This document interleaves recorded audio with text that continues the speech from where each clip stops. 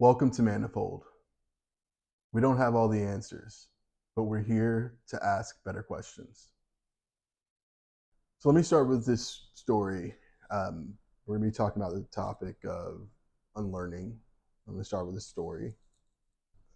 A few years ago, I started a new job, and I'm well into my career at this point within my profession.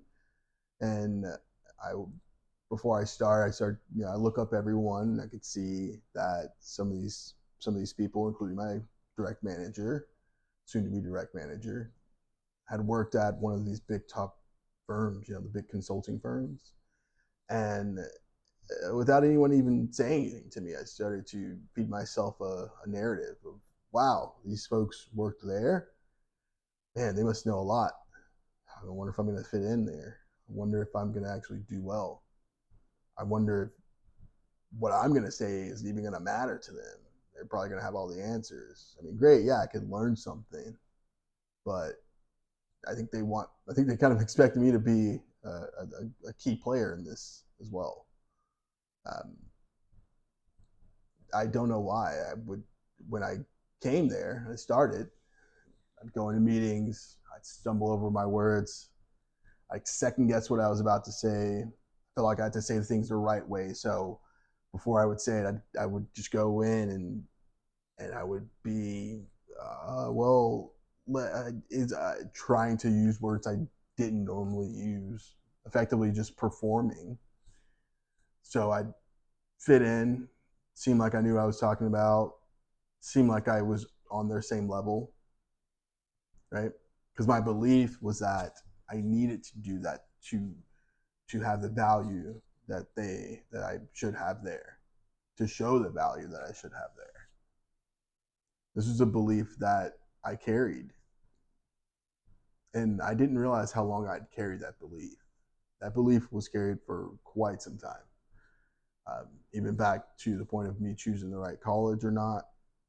Not to say like I went to University of Tennessee at Chattanooga. It was a great place, great school, but I didn't finish. So that carried in my head.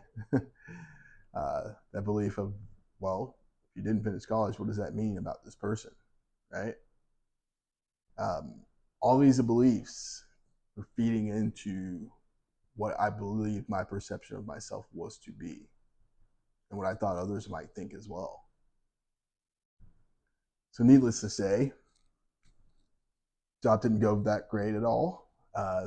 Overperforming. So when I would make a mistake, it would just reinforce the belief that I wasn't ready. I didn't belong there.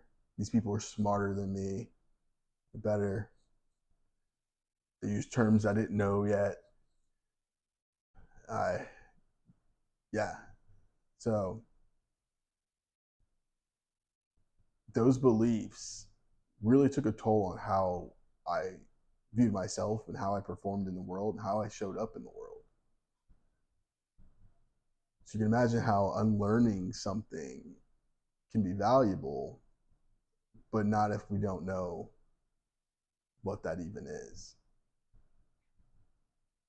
So let's talk about what unlearning is, because that's what the whole topic of this episode is about: unlearning.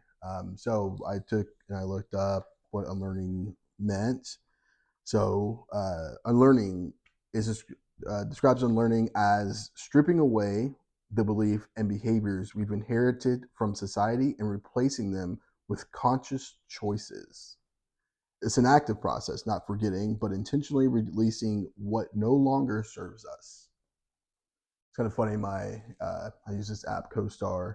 I'm not like hardcore into astrology. I'm actually into more astronomy. I do a lot of astrophotography, which is awesome. But I do like to get guidance from anywhere and everywhere. So I listen to all inputs when it comes to myself and learning about myself. Um, CoStar, this app, kind of talks about unlearning. Doesn't strictly say unlearning a lot, but it talks about getting rid of the things that are no longer serving us. I've heard that phrase a lot.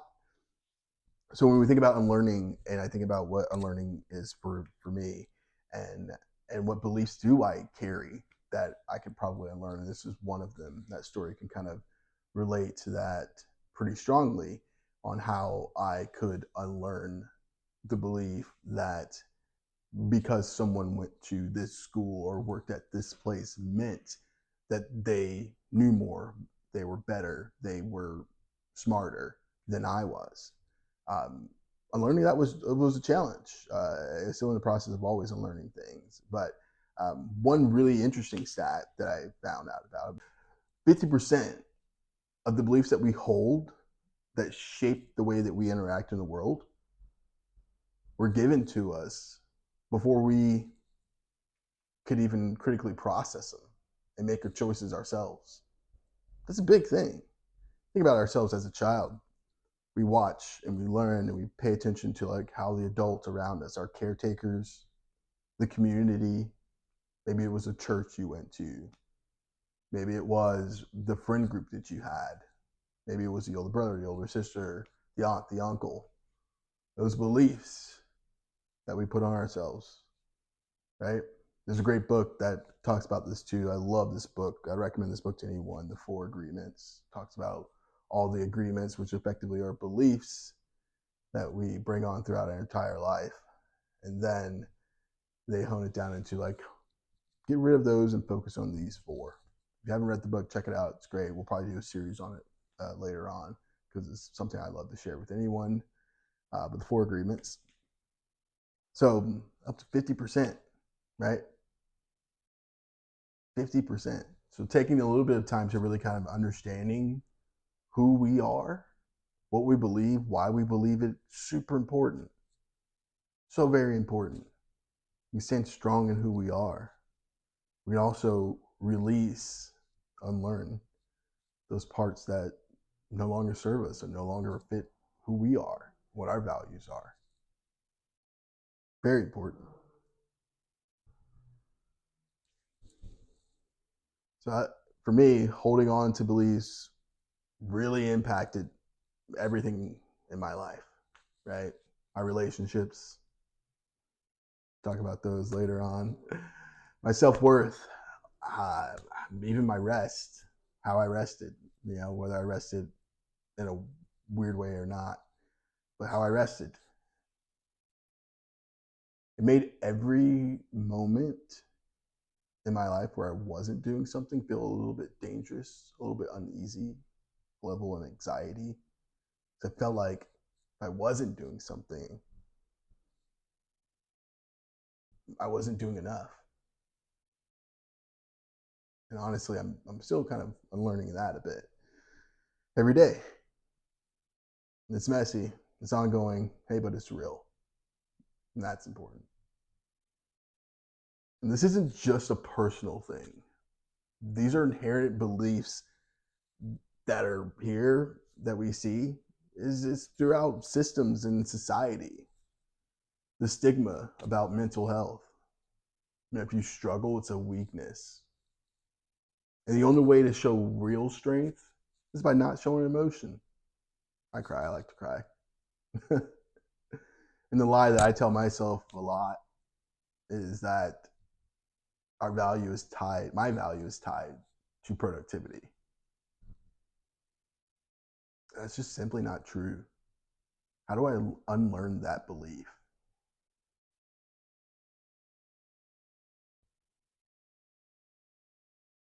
Unlearning these collective stories isn't just for ourselves, it's really rewriting what's possible in the world we live in. That's what it's about.